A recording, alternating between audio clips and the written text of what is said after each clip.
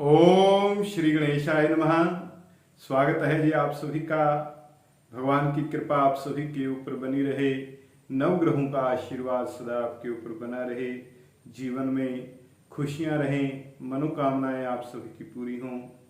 आइए आज के योग में हम चर्चा करते हैं नाभस योगों के अंतर्गत बनने वाला यव नाम का योग। यह यव योग कुंडली में आपके कैसे बनेगा और इसका आपके जीवन के ऊपर कैसा प्रभाव रहेगा, इसी के ऊपर आज हम चर्चा करेंगे। यव योग जो है वज्र योग का ठीक विपरीत जो योग है उसे यव योग कहते हैं। यव योग में भी केंद्र स्थानों से विचार किया जाता है।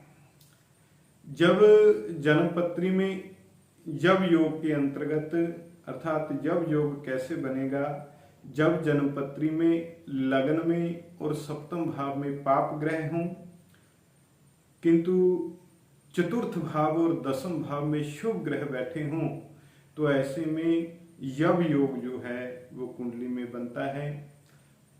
यह चतुर्थ भाव, सप्तम भाव, दसम भाव, लगन, ये कौन से भाव होते हैं, इसके लिए लोग बहुत से भ्रांत रहते हैं। मैं अपने हर वीडियो में यह जरूर बताता हूं कि अगर आपके कुंडली में कहीं 1 नंबर लिखा है तो ऐसा मतलब नहीं है कि वो लग्न है या प्रथम भाव है।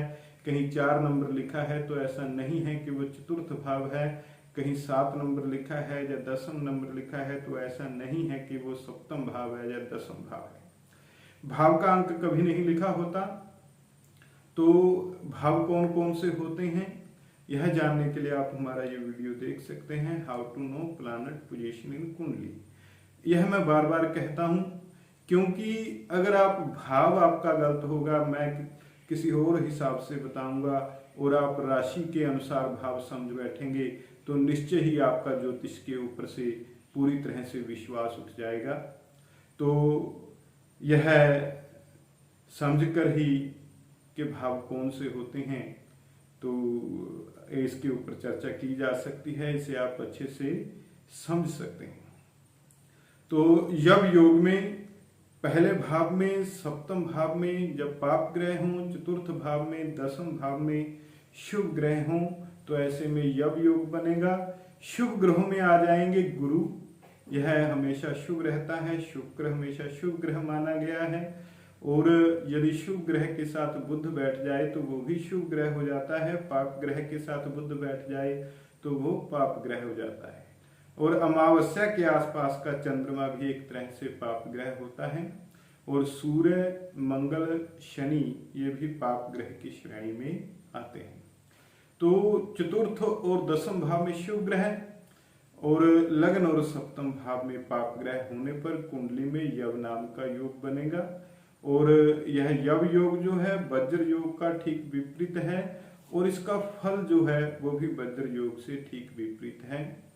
ऐसे जातक जो जव योग में उत्पन्न होते हैं वो व्रत उपवास करने वाले, बड़े ही धार्मिक होते हैं, धार्मिक मान्यताओं का पालन करने वाले होते हैं, शास्त्रोक्त कार्य करने वाले होते हैं, जैसा शास्त्रों में कहा गया है अक्सर उसका पालन करते हैं, विधि विधान के अनुसार जीवन व्यतीत करते हैं, मुहूर्त आदि में विश्वास करते हैं और एकादशी का व्रत या कोई अन्य प्रकार का व्रत ऐसे जातक रखने वाले होते हैं।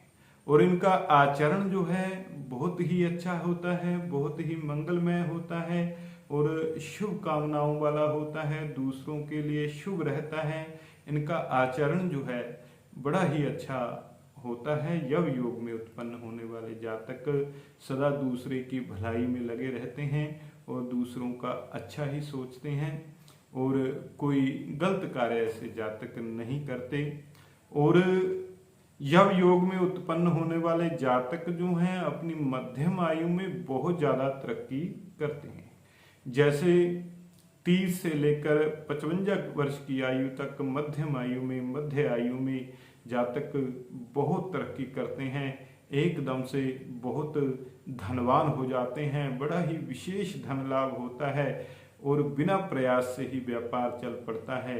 भाग्य ऐसा साथ देता है कि जातक बड़ा ही वैभव संपन्न हो जाता है और बड़ा ही सुख जीवन में प्राप्त करता है। यव योग में उत्पन्न होने वाले जातक दानशील होते हैं, दान करने वाले, दया करने वाले, दूसरों को कष्ट में देखकर उनकी सहायता करने वाले होते हैं और सदा धनी होते हैं। धन की किसी प्रकार की कमी ऐसे जातकों में नहीं होती और पूर्ण संतान सुख ऐसे जातकों को प्राप्त होता है। और चित्त जो है, मन जो है, वो बदलने वाला नहीं होता, बार बार बदलने वाला मन नहीं होता। ये स्थिर चित्त होते हैं, जो सोच लिया, जो समझ लिया उसके अनुसार चलते हैं। कभी भी अपने कार्य से ऐसे जातक जो हैं विचलित नहीं होते। मेरे विचार से इस योग में जातक के ऊपर भगवान की कृपा ही रहती है, जो ऐसे शुभ कार्य करने वाले जातक होते हैं। अगर आपकी कुंडली में भी यव नाम का योग बन रहा है तो अपने अनुभव विचार हमें कमेंट में जरूर लिखें। जय श्री कृष्णा, जय श्री राम।